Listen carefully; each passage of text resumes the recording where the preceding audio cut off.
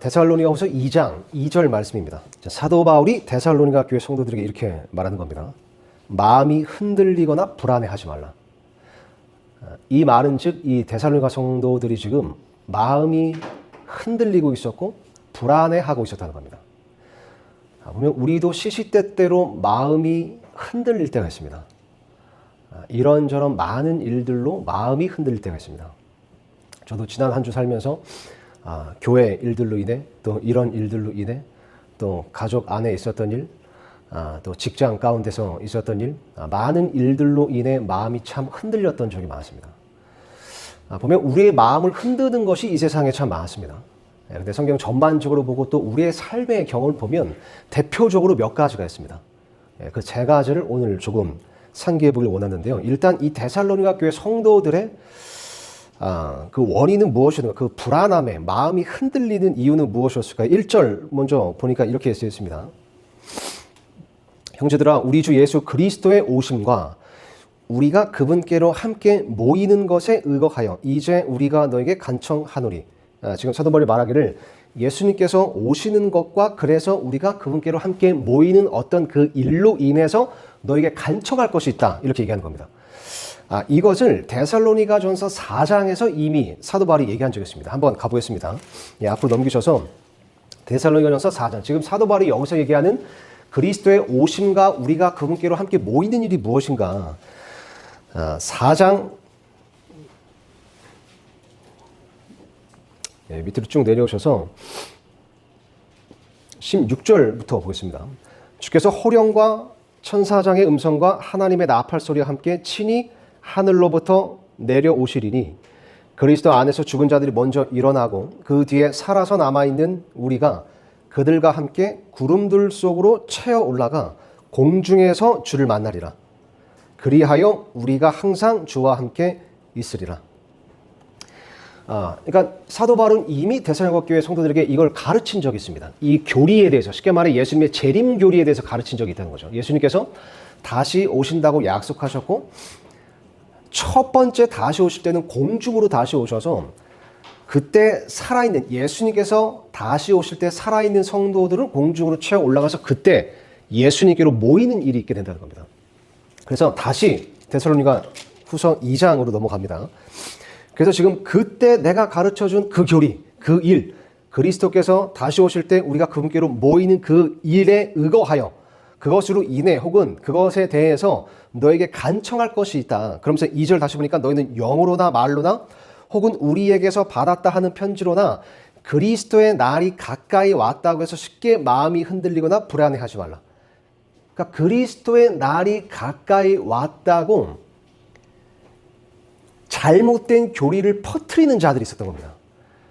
그래서 여기 보니까 영으로나 말로나 혹은 우리에게서 받았다는 편지로나 특히 이 세 가지를 통해서 이 데살로니가 교회 성도들에게 잘못된 교리를 퍼뜨리는 자들이 있었던 겁니다. 그 데살로니가 교회 성도들이 그 잘못된 어떤 교리, 어떤 잘못된 가르침을 듣고 마음이 흔들리고 불안해했다는 거죠. 그래서 지금 사도 바울이 말하기를 그 내가 가르쳤던 건전한 재림 교리에 의거하여 간청하노니 다른 사람들 거짓 교사들이 다르게 잘못되게 틀리게 가르치는 것으로 인해서 마음이 흔들리거나 불안해하지 말라라고 말하는 겁니다. 시간상 이것을 다 설명하지는 않겠습니다. 근데 이하 3절부터 계속 이렇게 구절을 읽다 보면 이들에게 퍼진 잘못된 교리가 무엇이었는가? 결국 이제 이런 것이었습니다. 그러니까 예수님께서 이미 오셨고 너희는 지금 성경에서 말하는 그런 환난기를 통과하고 있는 거다. 그래서 너네는 지금 공중으로 채워 올라가지 못한 거다. 예수님의 부름을 받지 못한 거다. 그러니까 쉽게 얘기하면 이런 이제 가르침들과 소문들이 있었던 겁니다. 영으로나 말로나 또 사도들에게서 왔다는 편지로나. 그래서 이들이 그걸로 인해서 굉장히 불안해하고 있었던 거죠. 데살로니가 교회 성도들을 보면요. 고린도 전서 후서를 보면 고린도 교회 성도들은 참 문제가 많은 교회였습니다. 그래서 책망하는 구절이 되게 많아요. 그렇잖아요. 근데 데살로니가 전서, 데살로니가 후서 말씀을 보면 이 교회 성도를 책망하는 말씀이 거의 없습니다. 칭찬하는 말씀이 많아요. 그러니까 굉장히 좋은 성도였습니다. 근데 이들이 좋은 성도였던 이유 중 하나가 사도 바울이 가르친 것처럼 예수님께서 언젠가 우리를 데리러 다시 오신다. 그 예수님의 재림에 소망을 두고 살았기 때문이라고 또 쓰여 있습니다. 그러니까 그거는 좋은 거죠. 그러니까 이 데살로니가 교회 성도들은 예수님께서 언젠가 다시 오실 거야. 왜냐면 이 데살로니가 교회 성도들도 굉장히 극심한 고통과 핍박과 고난 속에 있었거든요. 그러니까 정말 이 나그네의 삶이 지나가고 예수님께서 빨리 다시 오셔서 정말 예수님과 함께 그 눈물도 없고 슬픔도 없고 아픔도 없고 고통도 없는 그 영원한 세상에 그 천국에 가고 싶다는 소망이 있었던 겁니다. 거기에 관심이 있었고 마음이 있었는데 정확히 그것을 가지고 마귀가 이들의 마음을 흔들어 놓은 겁니다. 그러니까 이것도 한번 생각해 보세요. 이게 본론은 아니지만 이것도 한번 생각해 보세요. 때때로 보면 우리가 마음을 두고 있는 것, 우리가 관심 있어 하는 것, 우리가 애착하는 것, 이런 것들은 좋은 것인데 때때로 그것으로 인해서 우리의 마음이 흔들릴 때가 있습니다. 우리가 거기에 마음을 두기 때문에 좋은 것이어서 마음을 두고 거기에 관심을 두기 때문에 오히려 그것 때문에 마음이 흔들릴 때도 있습니다. 우리는 우리가 사실 가장 마음에 두는 것으로 인해서 또 그것으로 인해서 마음이 쉽게 흔들리기도 합니다. 그래서 우리의 마음을 흔드는 것, 뒤흔드는 것, 오늘 이것에 대해서 좀 생각해 보려고 합니다. 이런 마음이 뒤흔들리고 내 안에 불안함이 있고 하면 그 정말 큰 고통이 있습니다. 거기에. 진짜 정신을 못 차릴 때가 있고 마음이 흔들리면 내 몸은 전혀 문제가 없었는데 심지어 건강까지도 나빠지기도 하죠. 마음의 병이 또 육신의 병으로 이어지기도 합니다. 그래서 이 마음을 지키는 것이 정말 중요합니다. 그래서 내 삶에 지금 내 마음을 흔드는 것이 있다면 그것을 그냥 방치해 두는 것은 결코 하나님의 뜻이 아닙니다. 이런 잠언 말씀으로 한번 가보겠습니다. 잠언 4장입니다. 우리가 꼭 기억해야 될 말씀이 있는데요. 데살로니가후서 2장 끈 하나 간지해 두시고 잠언 4장 말씀입니다.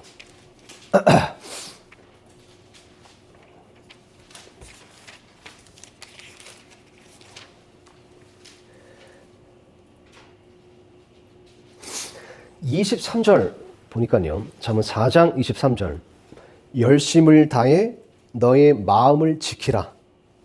생명의 산물들이 거기에서 나오느니라. 열심을 다해.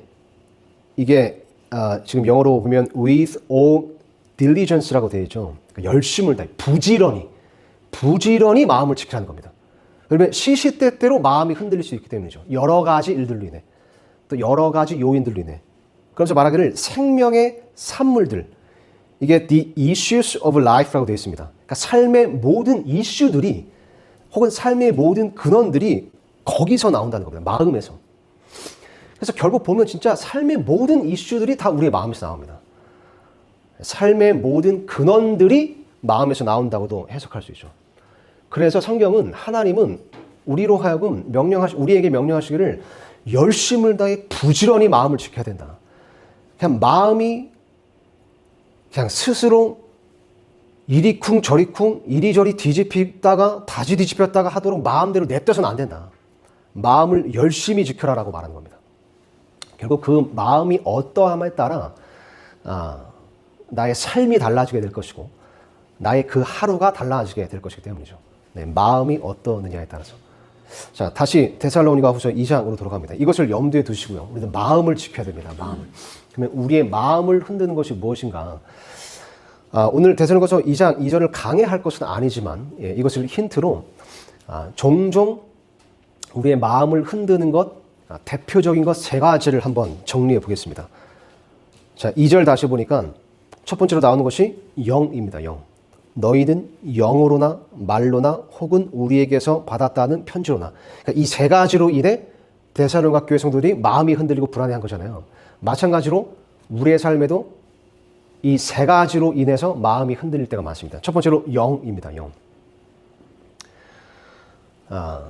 여기서 말하는 영은 1차적으로 요한 1서 4장 말씀에 쓰여 있는 것처럼 거짓 교사의 영, 거짓 교리의 영을 의미한다고 볼 수 있습니다. 그래서 그 요한일서 4장 말씀 보면 모든 영을 다 믿지 말고 그 영이 하나님께 속한 것인지 분별하라라고 쓰여 있죠. 시험하고 분별하라.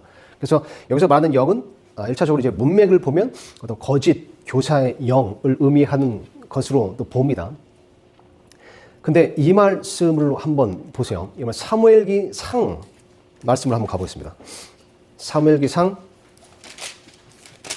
16장일 겁니다. 무엇이 우리의 마음을 뒤흔드는가? 첫 번째로 성경에 영이라고 쓰였습니다. 영. 사무엘기상 16장 보니까 14절부터 이렇게 쓰였습니다. 그러나 주의 영께서 사울을 떠나시고 주로부터 온 악한 영이 그를 괴롭게 함으로 사울의 신하들이 그에게 이르되 이제 보소서 하나님부터 온 악한 영이 왕을 괴롭게 하니. 그러니까 악한 영이 사울의 마음을 괴롭게 했습니다. 악한 영이 사울의 마음을 흔든 겁니다. 물론 여기 주로부터 온 악한 영, 이 부분에 있어서 또 혼동하는 분들이 좀 많습니다. 시간상 이것을 세세하게 설명하지 않겠지만 사실 하나님께서 모든 것을 허락하시는 분이시죠.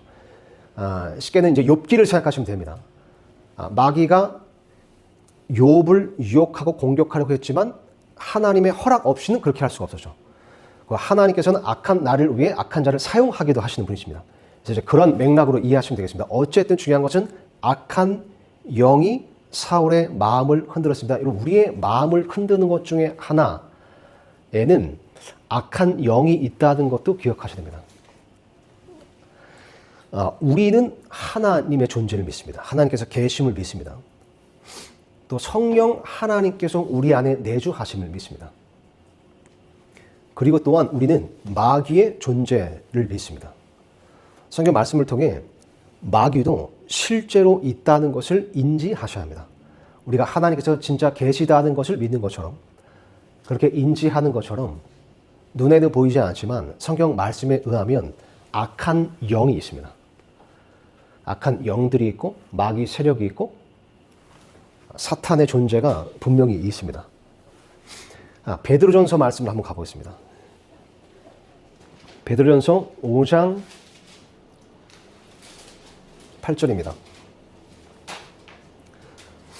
베드로전서 5장 8절입니다. 정신을 차리라 깨어 있으라 너희 대적 마귀가 울부짖는 사자같이 두루 다니며 부지런히 다닌다는 거죠.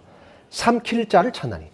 성경은 악한 영이 있다고 말합니다. 마귀가 있다고 말합니다. 근데 그 마귀는 그냥 지옥에서 띵가띵가 놀고 있는 게 아니라 두루두루 다니면서 삼킬 자를 찾고 있다고 쓰였습니다.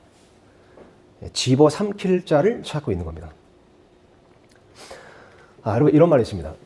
크리스찬들이 이 마귀에 대해서 빠지는 큰 오류 두 가지가 있다고 합니다. 첫 번째는 마귀에 대해서 지나친 관심을 쏟는 것이고 그것도 오류고 또 다른 오류는 마귀의 존재를 전혀 인식하지 못하는 오류입니다. 어쩌면 마귀의 가장 큰 업적은 사람들이 마귀의 존재를 망각하게 만든 것입니다. 마귀는 사람들이 마귀가 있다는 것을 믿기를 원하지 않죠. 오히려 망각하고 살기 원합니다. 그래서 모든 것을 다 마귀 탓하는 것도 문제지만 그 어떤 것도 마귀의 영향으로 보지 않는 것도 지혜가 아닙니다. 그래서 우리의 마음이 흔들리고 있다면 어쩌면 마귀가 나를 삼키려고 하는구나 라는 그 영적 전쟁이 있다는 것을 꼭 기억하시고 인지하셔야 됩니다. 지금 내가 보이지 않는 영적 전쟁을 치르고 있구나. 내 마음이 흔들리는 것이 단지 호르몬 문제가 아니라 정말 영적인 문제일 수 있다. 악한 영이 나를 대적하고 나를 삼키려고 하는 것일 수 있다. 이것을 기억해야 됩니다. 그래서 에베소서 6장으로 갑니다.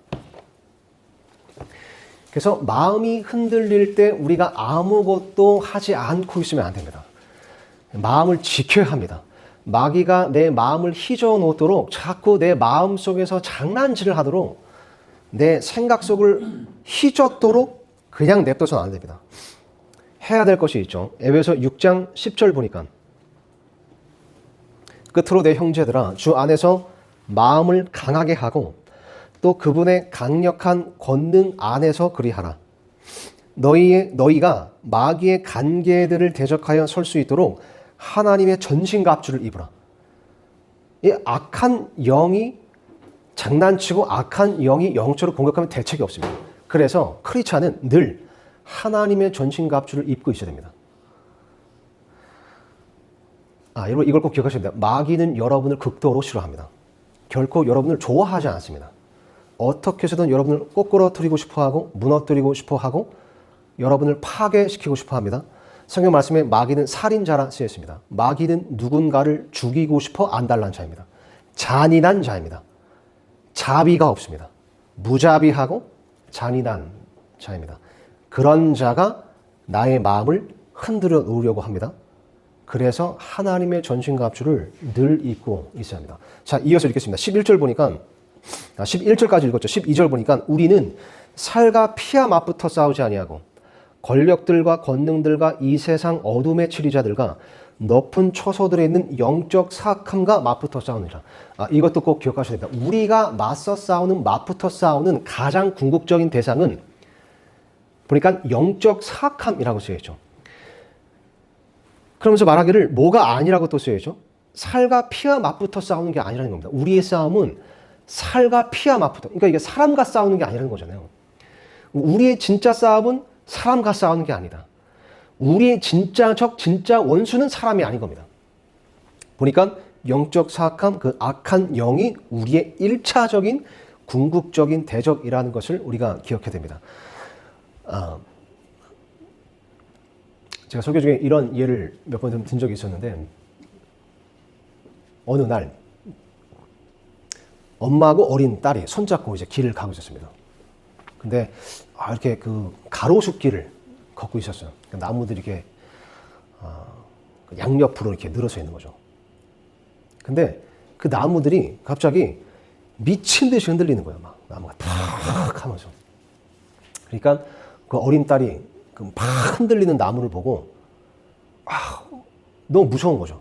그래서 엄마 저 나무 좀 어떻게 해줘. 저 흔들리는 나무 너무 무서워. 어떻게 해줘. 나무 좀 어떻게 해줘. 근데 생각해보면 나무가 스스로 흔드는 것이 아니라 바람이 그 나무를 흔들고 있는 겁니다. 그러니까 미친 나무가 아니라 미친 바람이 나무를 흔들고 있는 거죠. 그래서 우리도 보면 좀 속된 표현이지만 살다 보면 미친 일들도 많이 겪게 되고 미친 사람들도 많이 만나게 되는 것 같습니다. 근데 그럴 때 우리는 크리스찬으로서 또 성경 신자로서 단지 미친 듯이 흔들리는 사람만 보는 게 아니라 이 사람을 흔드는 미친 영을 볼 수 있어야 됩니다. 지금 이 사람을 흔들고 있구나, 악한 영이. 그래서 그 예수님께서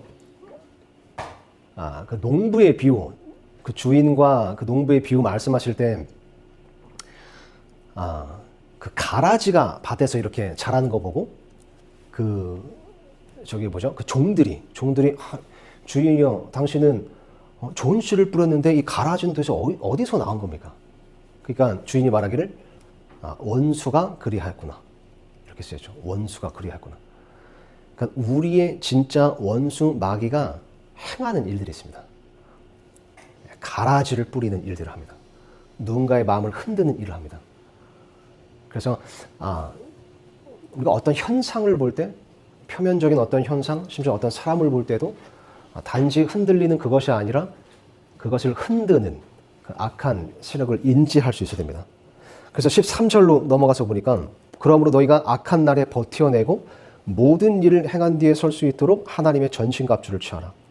그러므로 서서 진리로 너희 허리를 동여 매고 의의 흉갑을 입으며 화평의 복음을 예비한 것으로 너희 발에 신을 신고 모든 것 위에 믿음의 방패를 취해 그것으로 너희가 능히 그 사악한 자의 모든 보라살을 끄며 구원의 투구와 성령의 검 곧 하나님의 말씀을 취하라. 모든 기도와 간구로 성령 안에서 항상 기도하며 모든 성도들을 위해 모든 인내와 간구로 그 일에 깨어 있고 또 나를 위해서는 주께서 내가 말하는 것을 허락하사 내가 담대히 입을 열어 복음의 신비를 알리도록 기도하라. 하나님의 전신갑주를 입으라고 쓰였습니다. 핵심 두 가지가 말씀과 기도죠. 그래서 우리 삶 가운데 우리의 신앙 가운데 말씀과 기도는 필수 불가결한 것입니다. 이것 없이 우리가 악한 영이 마음을 뒤집어 엎고 뒤흔드는 것을 능히 이겨낼 수 없습니다. 그래서 저 악한 날에 능히 서기 위해서 하나님의 전신갑주를 취하라. 이렇게 말씀하고 있습니다. 자, 에베소 6장에 계신데요. 한 장 앞으로 넘겨서 5장으로 가보겠습니다. 18절 보니까 술 취하지 말라. 그것에는 과도함이 있나니 오히려 성령으로 충만할지니라. 시와 찬송가와 영적 노래로 너희끼리 서로 말하며 너희 마음속에서 주께 노래하고 선율을 만들며 모든 일로 인해 우리 주 예수 그리스도의 이름으로 항상 하나님 곧 아버지께 감사를 드리고 하나님을 두려워하는 가운데 서로에게 복종하라.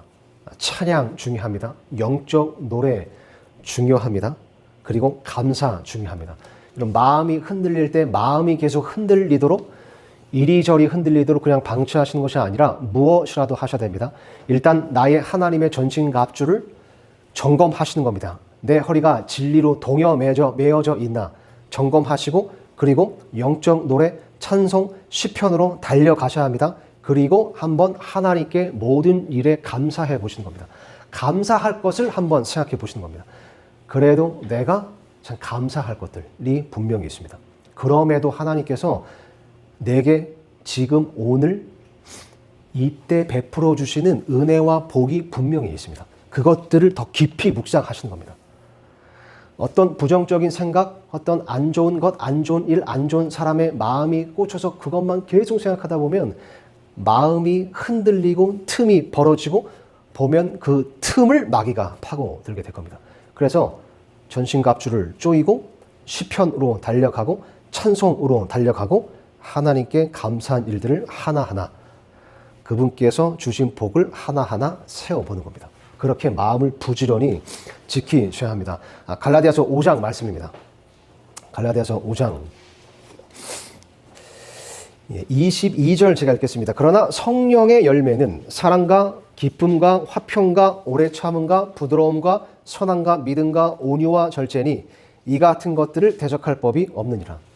보니까 하나님의 영이신 성령님, 하나님의 영이 나를 지배하면 이런 것들이 나오는 겁니다.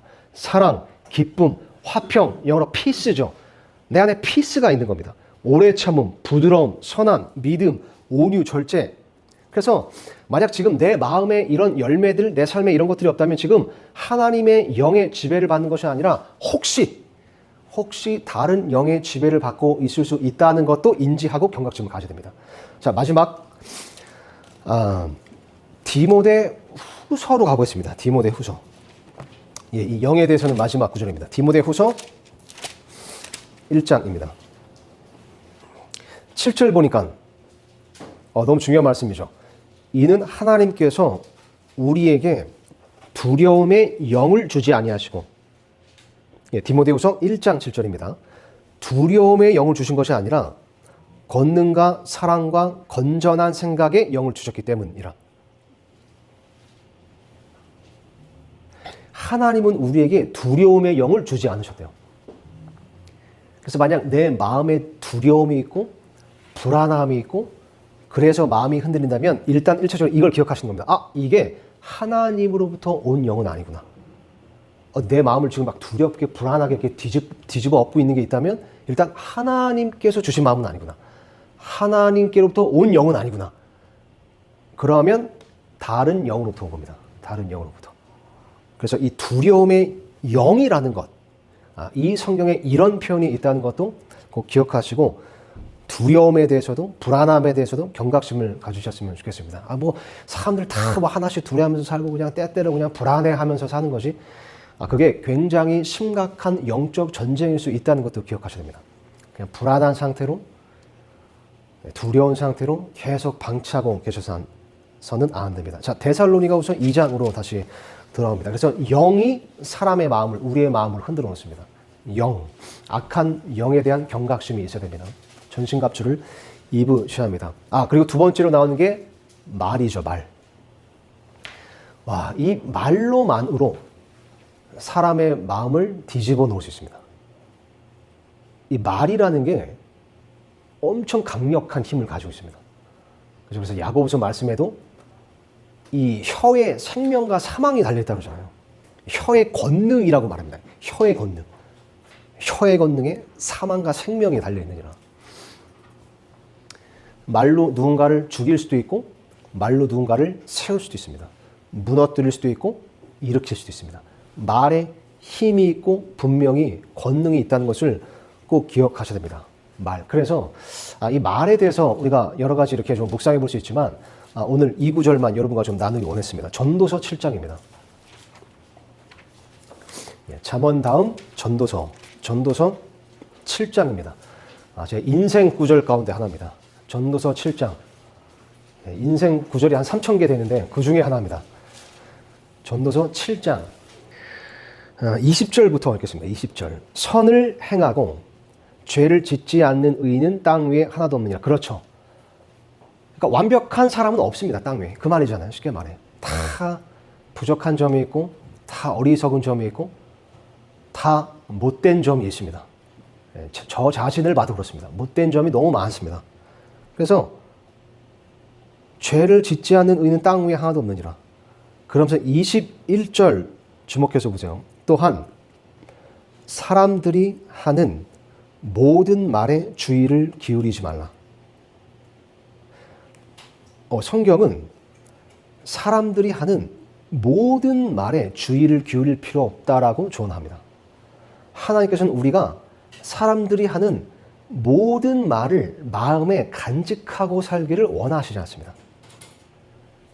사람들이 하는 모든 말을 생각과 마음속에 가둬두고 계속해서 곱씹고 또 곱씹고 다음날도 곱씹고 그것에 대해서 묵상하고 또 묵상하고 또 대감기에서 다시 재생하고 다시 재생하고 슬로우 모션으로 또 재생하고 이러기를 원하시지 않습니다. 하나님께서는.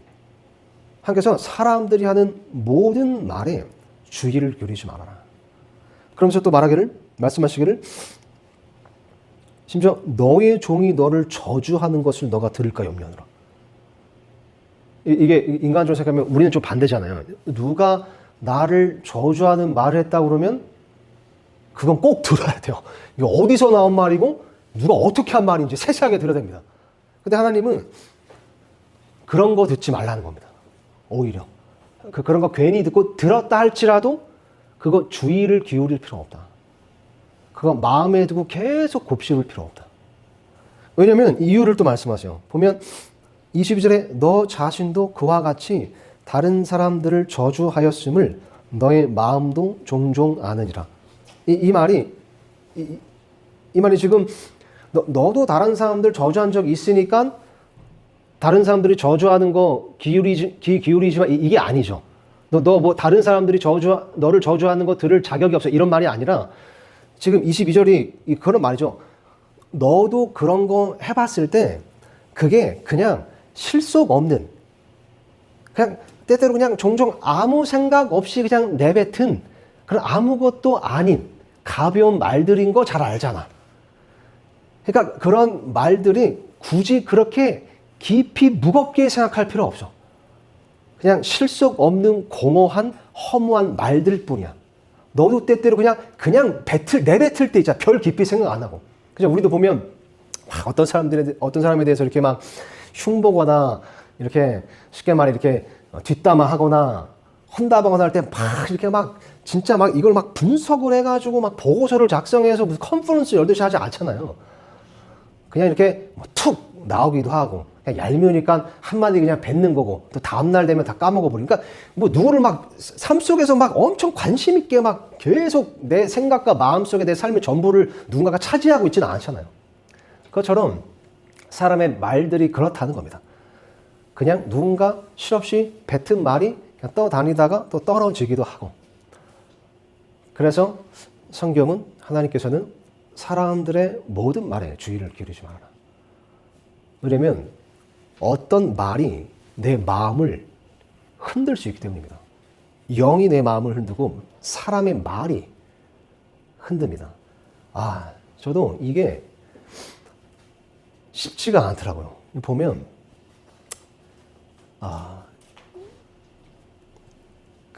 저는 아직도 계속 기도하고 있는 어떤 말이 있습니다. 제가 어제 들은 말 중에 몇 개가 있습니다. 이게 불시에 계속 이렇게 트라우마처럼 떠올라서 누군가 저한테 어떤 말을 이렇게 했는데 그때 제가 너무 상처가 됐던 거죠.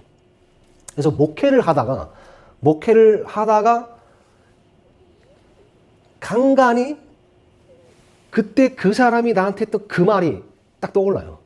그 말 때문에 순간 또 마음이 흔들리고 용기를 잃고 절망하게 되고 심란해지고. 그래서 보면 삶을 살면서 특히 목회를 시작하면서 그런 말들을 내가 극복하고자 노력하는 시간들이 되게 많은 것 같습니다. 그래서 이게 참 전쟁인 것 같습니다. 전쟁. 우리의 전쟁. 그래서 여러분 듣는 것에도 제한을 두실 필요가 있습니다. 하나님께서 우리의 청력이라는 것을 딱 이렇게 제한되게 두신 데는 이유가 있을 거라 생각합니다.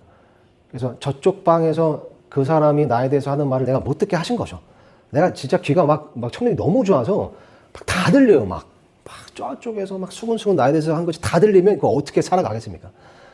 그래서 듣는 말에 제한을 거는 것, 듣는 말을 들리는 건 어쩔 수 없지만 그것들을 필터링하고 버릴 거 버리고 간직할 거 간직하는 그 지혜가 우리에게 꼭 필요합니다. 말로 인해서 그렇게 될 수 있습니다. 말. 자, 다시 데살로니가 후서 2장으로 다시 들어갑니다.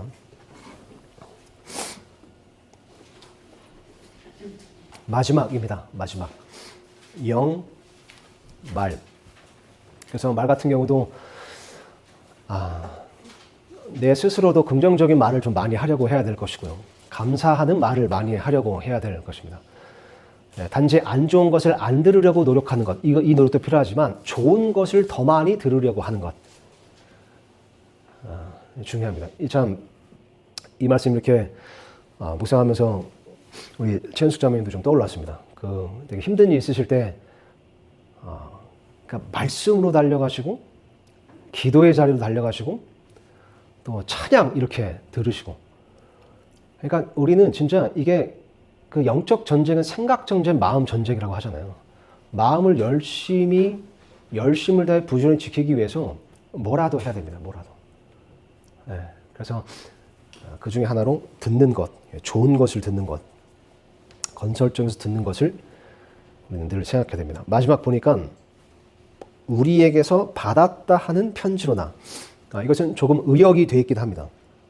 우리에게서 받았다 하는 편지로나. 여기 이제 간단히 사실 영어로 보면 이제 letter 이렇게 되어 있고 letter as from us라고 되어 있죠. 그러니까 as 하면 그러니까 추측, 짐작 이게 의미를 나타내는 그런 기능 정치사잖아요.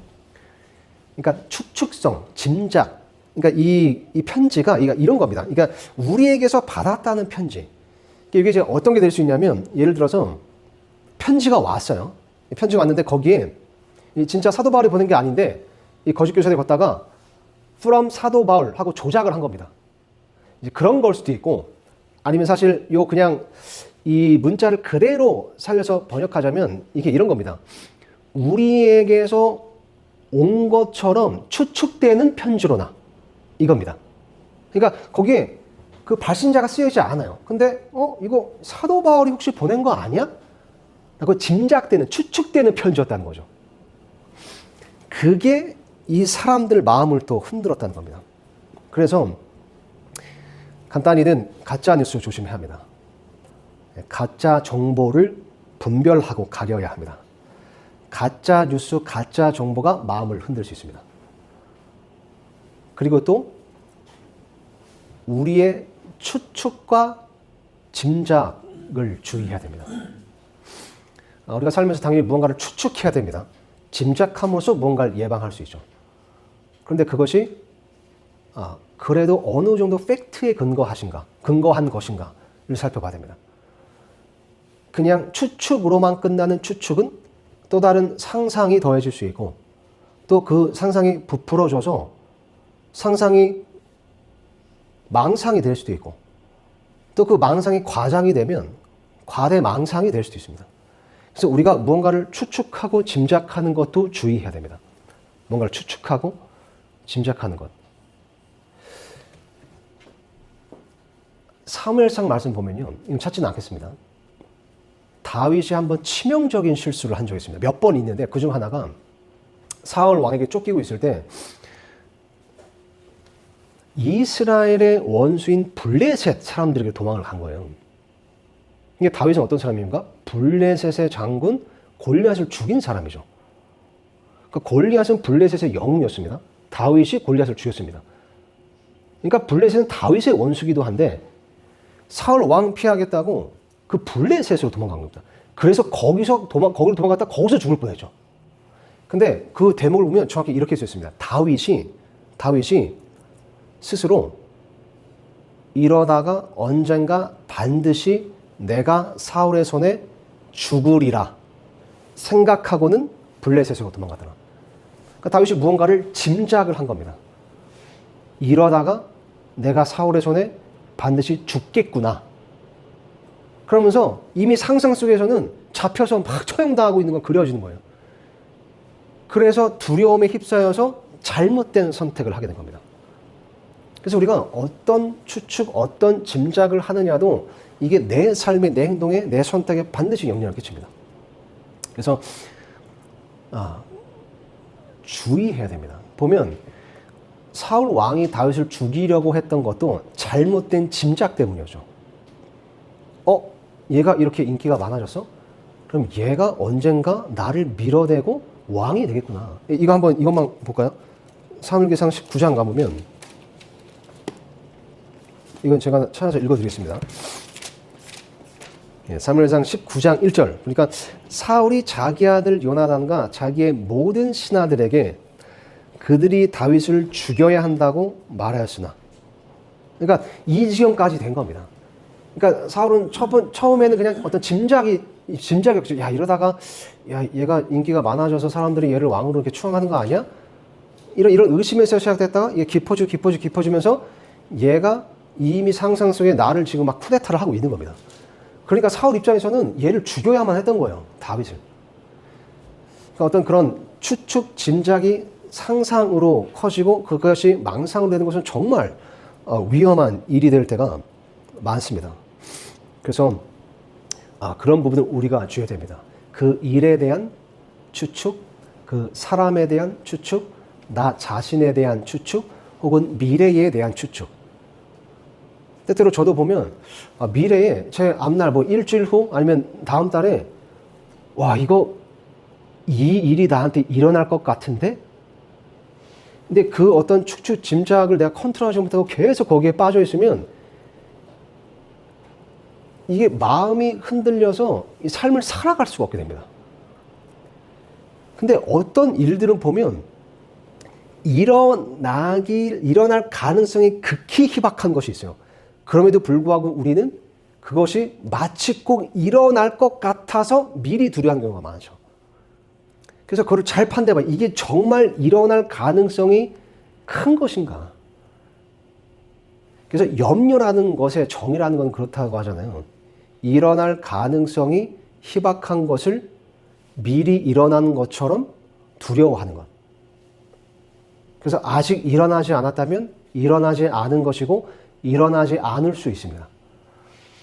그래서 지레 짐작하고 추측하는 것, 이런 것도 우리가 분명히 주의할 필요가 있습니다. 그래서 아까 데살로니가후서 2장 보시면 그래서 어떤 처방전을 사도 바울이 주는데 보면 내려서 시간상 5절 보니까 내가 여전히 너희와 함께 있었을 때에 이 일들을 너에게 말한 것을 너희가 기억하지 못하느냐.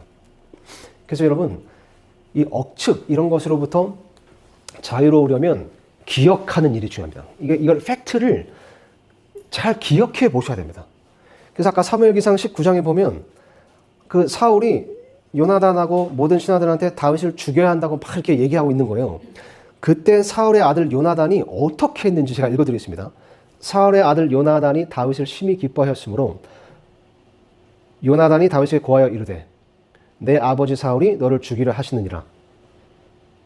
자, 그렇게 한 다음에 요나단이 다윗이 그렇게 얘기하고 사울에게는 이렇게 말합니다. 4절 보니까 요나단이 자기 아버지 사울에게 다윗에 대해 좋게 말하며 그에게 이르되 왕께서는 왕의 신하 다윗에게 죄를 짓지 마소서. 그는 왕께 죄를 짓지 아니하였고 그가 왕께 행한 일들은 매우 선하였나이다. 그가 자기 생명을 자기 손에 두고 그 블레셋 사람을 죽였으며 주께서 온 이스라엘을 위해 큰 구원을 이루셨으므로 왕께서 그것을 보고 기뻐하셨는데 어찌하여 왕께서 이유 없이 다윗을 죽이고 무죄한 피를 대적하여 죄를 지으려 하시나이까 하니 사울이 요나단의 음성에 귀를 기울이고 맹세하되 주께서 살아계심을 두고 맹세하니 그가 죽임을 당하지 아니하리라 하니라. 이 요나단이 자기 아빠한테 뭘 한 거죠? 아빠 기억해 보세요 제발 이거잖아요. 아니 기억해, 다윗이 어떤 사람인지 잘 기억해 보세요. 다윗이 아빠한테 잘못하게 한 적이 한 번도 없습니다. 아빠 섭섭하게 한 적이 한 번도 없습니다. 그리고 자기 목숨을 걸고 그 거인과 싸웠던 게 다윗입니다. 그때 아빠도 좋아했잖아요. 기억해 보세요. 기억해 보세요. 처방전을 주는 거죠. 그래서 여러분 어떤 생각이 있고 어떤 추측이 있고 어떤 그런 짐작이 있고 어떤 상상이 있을 때 기억해 보시는 거 진짜 과연 그러한가? 이게 진짜 애초부터 그 일이 그 사람이 그랬었나? 내 미래가 어떤 일에 대해 어떤 일이 닥칠까 봐 두려움이 있는데 기억해 보셔야 됩니다. 지난번 과거에도 나에게 이런 비슷한 일들이 있을 때 하나님께서 나를 어떻게 도와주셨었는가? 어떻게 나의 필요를 공급해 주셨었는가? 기억해 보는 겁니다. 기억해 보는 것만으로도 하나님의 선하심을 기억해 보는 것만으로도 혹은 진실을 기억해 내는 것만으로도 팩트를 기억하는 것만으로도 우리가 이런 오류에서 벗어날 수 있습니다. 진짜 마지막 구절입니다. 이사야서 말씀만 보고 마치겠습니다. 이사야 26장입니다. 그래서 영을 조심하셔야 됩니다. 영이 우리의 마음을 흔들 수 있습니다. 말을 또 조심하셔야 됩니다. 말이 우리의 마음을 흔들 수 있습니다. 또 추측, 짐작 혹은 가짜 뉴스, 가짜 정보가 우리의 마음을 흔들 수 있습니다. 그러나 우리는 마음을 열심을 다해 지켜야 합니다. 마지막 이사야서 26장입니다. 3절 보니까 주께서 생각을 주께 고정한 자를 완전한 화평으로 지키시리니 이는 그가 주를 신뢰하기 때문이니다. 생각과 마음을 하나님께 고정하는 겁니다. 그래서 하나님의 눈을 의식하며 사는 것만으로도 우리의 마음을 지키는데 큰 도움이 됩니다. 하나님께서 보고 계시지. 하나님께서 나를 지켜보고 계시지. 또 내가 지금 처한 상황, 내가 당한 이 부당한 일들, 이것을 하나님께서 다 보셨다. 또 이런 상황 가운데 내가 지금 어떻게 처신하고 있는지도 보고 계신다. 그래서 하나님을 계속 의식하시고 하나님께 생각과 마음을 고정하는 겁니다. 그러면 하나님께서 그죠? 완전한 평강으로 내 생각을 지키실 겁니다. 주께서 생각을 주께 고정한 자를 완전한 화평으로 지키시리니. 몇 주 전에 청년부에서 이렇게 설교하는데 마지막에 한 청년이 이렇게 질문을 했습니다. 부당한 일을 당할 때 혹은 억울한 일을 당했을 때 어떻게 이제 그걸 극복하냐는 질문이었습니다. 여러 가지 영적 방법들, 성경적 방법도 있지만 저는 개인적으로 이 방법이 가장 효과적이더라고요. 즉각적으로 하나님의 눈을 의식한 겁니다. 하나님께서 다 보셨다. 하나님께서도 보셨다. 하나님께서 보셨으면 됐다. 하나님께서 다 보셨습니다. 하나님께서 보셨다면 그것으로 족할 수 있습니다. 또 내가 이런 상황, 이런 문제 가운데서 어떻게 행하고 있는지도 다 보고 계십니다. 그분께서 우리를 다 보고 계십니다. 그래서 우리의 마음을 흔드는 것들을 기억하시고 이번 한 주도 마음을 꼭 잘 지키셔서 이번 한 주에 여러분 각자의 영적 전쟁에서 꼭 승리하셨으면 좋겠습니다. 기도하고 마치겠습니다.